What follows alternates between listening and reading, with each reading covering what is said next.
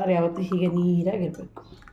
2 tomato ಹೆಚ್ಚಿಟ್ಕೊಂಡಿದ್ದೀನಿ, 1 ಒಗ್ಗರಣೆಗೆ, 1 ರುಬ್ಬಕ್ಕೆ, ಹಾಗೆ 1 ಮುಷ್ಟಿ ಕೊತ್ತಂಬರಿ ಸೊಪ್ಪು ಇಟ್ಕೊಂಡಿದ್ದೀನಿ, 4 ಬೆಳ್ಳುಳ್ಳಿ ಹೆಸಳು, ಹಾಗೆ 1/4 ಇಂಚ್ ಶುಂಠಿ ಇಟ್ಕೊಂಡಿದ್ದೀನಿ, 4 ಕಾಳು ಮೆಣಸಿದೆ, ಅದ್ರ ಜೊತೆಗೆ ಸೂಜಿ ಮೆಣಸು ಇಟ್ಕೊಂಡಿದ್ದೀನಿ. ಸೂಜಿ ಮೆಣಸು ಬದಲು ಹಸಿ ಮೆಣಸು ಹಾಕಿದರೆ ಸರಿ.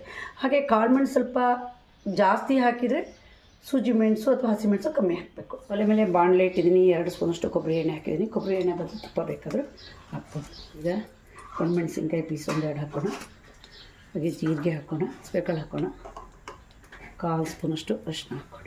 ದಿಢೀರಾಗಿ ಮಾಡುವಂತಹ ಸಾರು. ತೊಗರಿಬೇಳೆ ಯಾವುದು ಬೇಯಿಸಾಕೋದೇ ಬೇಡ.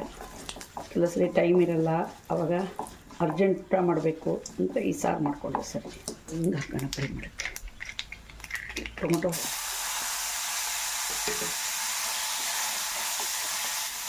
ಯಾವಾಗಲೂ ಟೊಮೊಟೊ ಹೋಳು ಮೆತ್ತಗೆ ಬೇಯಬೇಕು ಅಂದರೆ ಉಪ್ಪು ಹಾಕಿದ್ರೆ ಸರಿ. ಈ ಸಾರಿಗೆ ರುಚಿಗಾದಷ್ಟು ಉಪ್ಪು ಹಾಕ್ತೀನಿ. ಹೋಳು ನೋಡಿ ಮೆತ್ತಗಾಗಿದೆ. ನಾನು 2 ಸ್ಪೂನಷ್ಟು ನೀರು ಹಾಕಿದ್ದೀನಿ.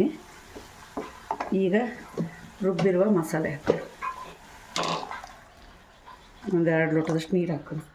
ಸಾರು ಯಾವಾಗಲೂ ನೀರಾಗಿರ್ಬೇಕಲ್ವ.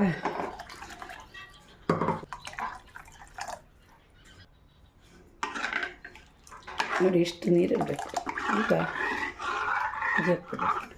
ಸಾರು ನೋಡಿ ಕುದೀತಾ ಇದೆ, ಒಳ್ಳೆ ಗ್ರೀನಿಶ್ ಬಂದಿದೆ, ಭಾಳ ರುಚಿಯಾಗುತ್ತೆ. ಇದು 2 in 1. ಅನ್ನಕ್ಕೆ ಕಲಿಸ್ಕೊಳ್ಳೋಕ್ಕೂ ಬರುತ್ತೆ, ಸೂಪ್ ಥರ ಕುಡಿಯೋಕ್ಕೂ ಬರುತ್ತೆ. ಜ್ವರ ಬಂದಾಗ, ಜೀರ್ಣವಾದಾಗ, ಊಟ ಸೇರ್ತಿದ್ರೆ ಈ ಸಾರು ಮಾಡಿ ಕುಡಿಬೋದು. ಸಾರು ಕುದೀತಾ ಇದೆ, ಗ್ಯಾಸ್ ಆಫ್ ಮಾಡೋಣ.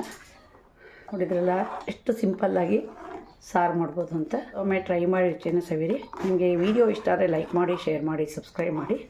ಧನ್ಯವಾದ.